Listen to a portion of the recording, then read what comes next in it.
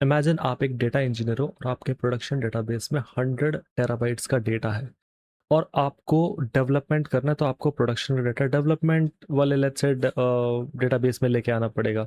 तो अगर आप ट्रेडिशनल डेटाबेस में 100 टेराबाइट्स का डेटा कॉपी करने जाओगे तो पहली बात तो वो घंटों लगा देगा, और दूसरी बात आपका डेवलपमेंट रुक जाएगा, और तीसरी बात कॉस्ट बहुत ज़्यादा हो जाएगी।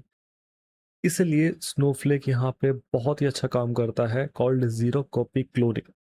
इमेजिन करो कि आपका जो डेटा है वो माइक्रो पार्टीशंस में है 100 टेराबाइट्स, लेकिन जब आप उसको क्लोन करते हो किसी और डेटाबेस में तो वो एक्चुअल में फिजिकली वो माइक्रो पार्टीशन की कॉपी नहीं बनाता है। जो क्लोन्ड डेटाबेस है, जो क्लोन्ड टेबल है लेट्स से, वो सिर्फ एक पॉइंटर होता है टुवर्ड्स द ओरिजिनल डेटा। वो एक्चुअल में फिजिकली डेटा कहीं गया नहीं है। So first advantage is it's really fast, and second is आपका डेटा जो है वो डुप्लीकेट नहीं हो रहा है विद इन माइक्रो पार्टीशंस। वो एक ही डेटा है, लेकिन जो क्लोन डेटा है that's just a pointer towards the original data. अभी क्वेश्चन आएगा कि अगर दोनों डेटाबेसेस, मेरा डेव का डेटाबेस और मेरा प्रॉड का डेटाबेस सेम जगह पे पॉइंट कर रहे हैं, तो ये तो प्रॉब्लम हो जाएगी, क्योंकि अगर कुछ डेव में चेंज किया तो प्रोडक्शन में चेंज हो जाएगा। ऐसा नहीं है। जब भी एक क्लोन बनता है स्नोफ्लेक के अंदर तो वो सिर्फ एक पॉइंटर होता है, लेकिन अगर मैं कोई भी चेंज करूंगा अपने डेवलपमेंट डेटाबेस के अंदर तो वो एक नया माइक्रो पार्टीशन में वो डेटा डालेगा with the changes that has been made.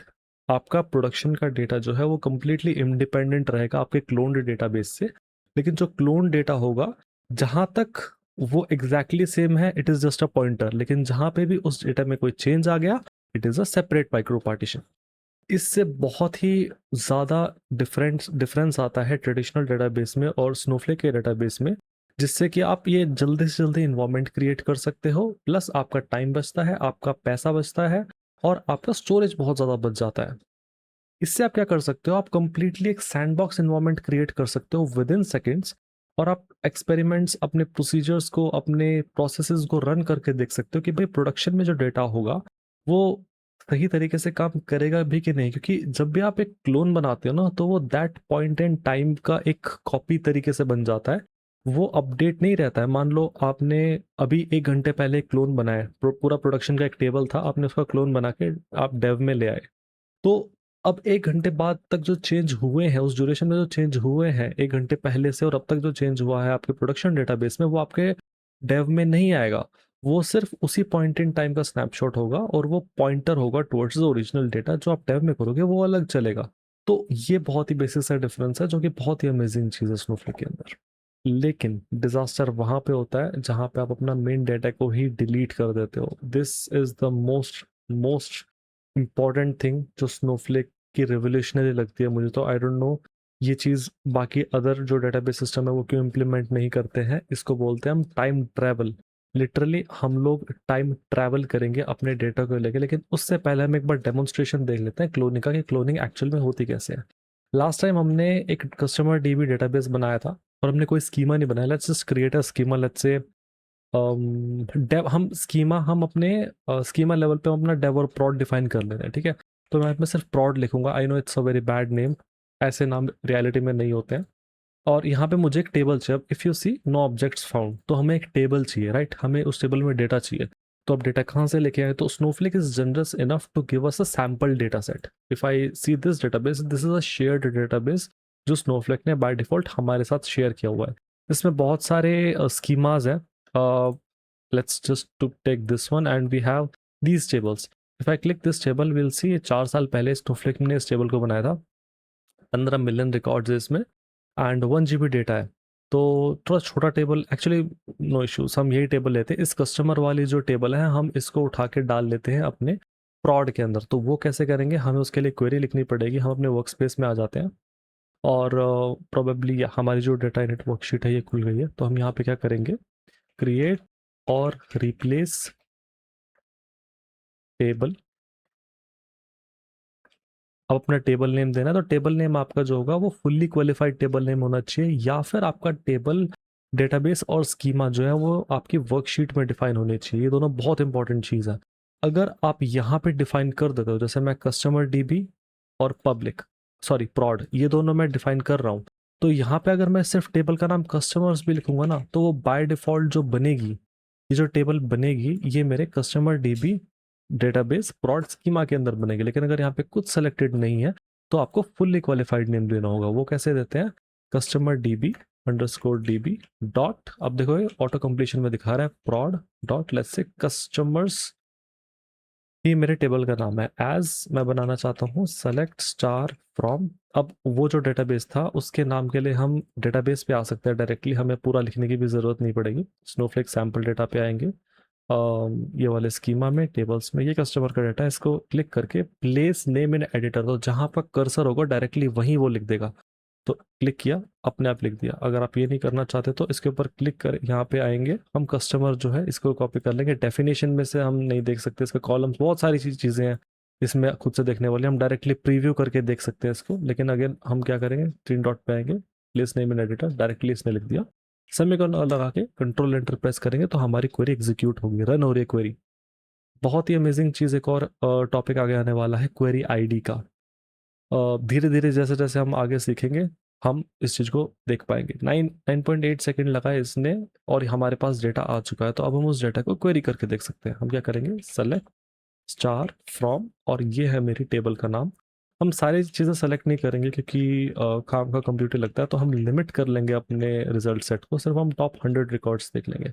So this is how my data currently looks like. ये एक चार्ट व्यू अपने आप दे देता है but we can close it out like this, and this is how my current data looks like. We have customer की है, name है, एड्रेस है, एट्सेट्रा, सब कुछ है हमारे पास।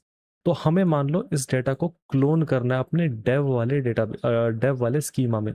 बाय द वे हम सिर्फ यूआई से ही नहीं, हम क्वेरीज के जरिए भी डेटाबेस और स्कीमा बना सकते हैं। बहुत ही सिंपल क्वेरीज है स्नोफ्लेक के लिए।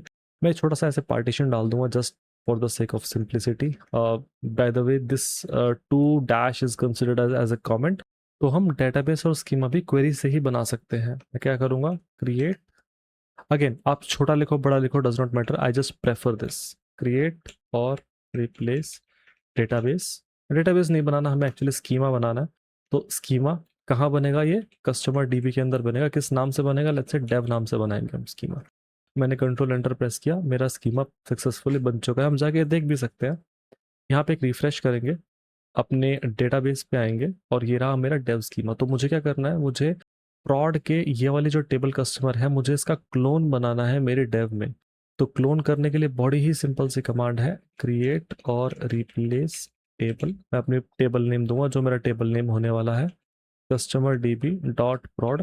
हालांकि आप ध्यान दोगे मैं अपना कंटेक्स्ट यहाँ पे सेट कर चुका हूँ डेटाबेस और स्कीमा, लेकिन मैं हमेशा फुल्ली क्वालिफाइड नेम यूज़ करता हूँ क्योंकि इससे ना आपको क्वेरी देख के पता रहता है, आपको यहाँ पे ध्यान देने की ज़रूरत नहीं होती। हालांकि यूज़ कर सकते हो, कोई प्रॉब्लम नहीं है, पर्सनल चॉइस है, but it is recommended to use always use fully qualified names because you exactly know where your table is. Because क्या होता है ना, आपका जो एक पर्टिकुलर टेबल है वो मल्टीपल डेटाबेस में सेम नेम से हो सकता है। लाइक मैं एक और डेव नाम से स्कीमा नहीं बना सकता, लेकिन मैं कस्टमर नाम से एक टेबल मेरे प्रॉड में भी हो सकती है, एक डेव में भी हो सकती है। तो अगर हम फुल्ली क्वालिफाइड नेम यूज करते हैं तो हम क्वेरी देख के ही बता सकते हैं कि कौन सी टेबल कहाँ जा रही है। जैसे फिलहाल मैं क्या कर रहा हूँ, क्रिएट और रिप्लेस टेबल मुझे डेव में बनानी है, डॉट कस्टमर नाम से बनानी है, CUSTONER, और मैं यहाँ पे एक कीवर्ड यूज करूंगा क्लोन।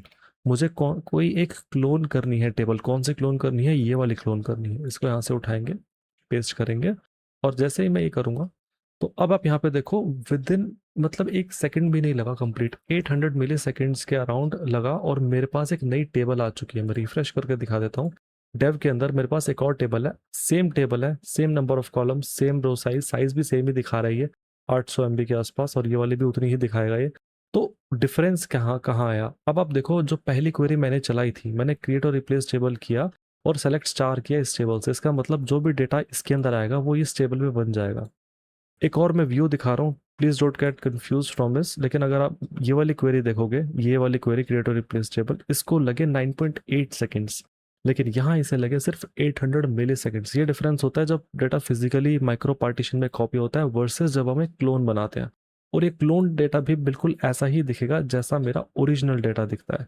जैसे मैं इसको भी सेलेक्ट स्टार करके लिमिट 100 करके इजीली देख सकता हूँ। ये मैंने चलाया और ये देखिए ये बिल्कुल सेम वही डेटा मिलेगा। Again these 2 tables are pointing to the same pointer, but as soon as one of them changes उसका एक अलग माइक्रो पार्टीशन बनेगा और वो एक अलग तरीके से ट्रीट होएगा इंटरनली। लेकिन हमारे लिए, हमारे माइंड से हमारे पास दो अलग अलग टेबल्स हैं, लेकिन internally both are same, but functionally also they are different. Like अगर मैं एक में चेंज करूंगा तो दूसरे में चेंज नहीं होगा। ये सिर्फ पॉइंट इन टाइम का स्नैपशॉट है, ये कैरी ओवर नहीं करता। अगर आपको वो करना है तो आपको शेड्यूल करना पड़ेगा, उसके बाद हम भविष्य में करेंगे। आई होप आपको क्लोनिंग समझ आ गए होगे, लेकिन प्रॉब्लम वहां आती है जब मान लो मैं अपने प्रॉड के डेटा को ही ट्रंकेट कर दूं for some reason. Let's say बहुत एक क्लासिक मिस्टेक होती है ये, delete from table where let's say C underscore I D और सी ओ एस टी की equals to let's say this. अब एक बहुत ही क्लासिक मिस्टेक है, अगर मैं इस क्वेरी को रन करूंगा तो ऑब्वियसली मेरा ये वाला रिकॉर्ड डिलीट हो जाएगा, लेकिन अगर मैंने गलती से इसको सेलेक्ट करके ये कर दिया तो क्या होगा, नंबर ऑफ रोज डिलीटेड इतनी सारी। अगर ये स्नोफ्लेक ना होता तो ये बहुत बहुत बहुत बड़ी मिस्टेक होती। लेकिन स्नोफ्लेक इससे कैसे सुलझता है, इस प्रॉब्लम से, इस मिस्टेक से कैसे हम रिकवर कर सकते हैं, इसकी बात हम नेक्स्ट वीडियो में करेंगे। Thank you so much.